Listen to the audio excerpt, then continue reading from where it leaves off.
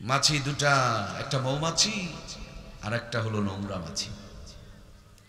মৌমাছি ঘুরছে, নিচে একটা মরা কিছু পড়ে আছে, নিচে যেতে পারছে না, ওই যে দুর্গন্ধ, মৌমাছি ঘুরতেছে, বসতে পারছে না।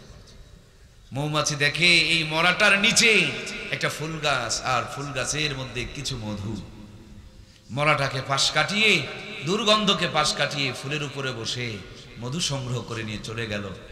আর একটা নোংরা মাছি, পচা মাছি, দুর্গন্ধওয়ালা মাছি, ভাইরাস বহনকারী মাছি, সে তাকায় দেখে একটা ফুল বাগান, কিন্তু ফুল বাগানে এই নোংরা মাছিটা বসে না। ওই ফুল বাগানে খালি ঘোরে আর ঘোরে, ঘোরে আর ঘোরে, কিন্তু ফুলের উপরে বসে না। এর তকদির খারাপ, এই যে পচা মাছি, এর মুখের মধ্যে যে ভাইরাস, এই ভাইরাস মানুষকে বহন করে ছিটায়া দেয়, অসুস্থ বানায়া দেয়।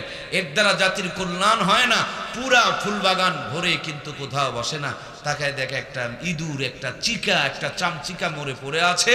দেখবেন ফুলের ভিতর দিয়ে গিয়া ওই চামচিকার উপরে বসে থেকে সেখান থেকে নোংরাটাকে সংগ্রহ করে। কথা বলুন ঠিক কিনা? আমাদের সমাজে বহু মানুষ আছে, বহু মানুষ আছে, সবার কানে ওয়াজের আওয়াজও যায়, গানের আওয়াজও যায়।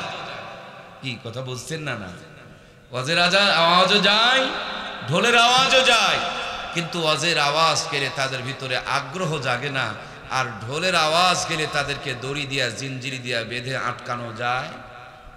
গানের আওয়াজ শুনলে মির্গির ব্যারাম ধরে, ঢোলের আওয়াজ শুনলে পাগল হয়ে যায়। আর কোরআনের আওয়াজ তাদের কানে যাচ্ছে, কোনো চেতনা নাই, অনুভূতি নাই, আবেগ নাই, ফিলিংস নাই, গুরুত্ব নাই। বুঝতে হবে 16 আনা ভিতরে ঈমান নাই। কথা বলুন ঠিক কিনা?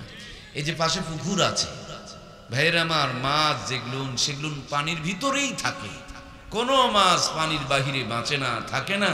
মাছ হইলে পানি ছাড়া বাঁচতে পারে না। আর মুসলমান কোনোদিন কোরআনের বাহিরে থাকতে পারে?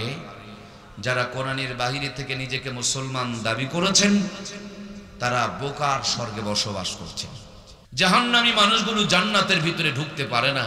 আপনি যদি মাহফিলে আসতে না পারেন, বসতে না পারেন, আপনার কাছে পানের মূল্য আছে, চার মূল্য আছে, বাজারের মূল্য আছে, জিলাফির মূল্য আছে, গলফির মূল্য আছে, কোরআনের যদি মূল্য না থাকে, আপনি কোন অধিকারে মুসলমান দাবি করেন?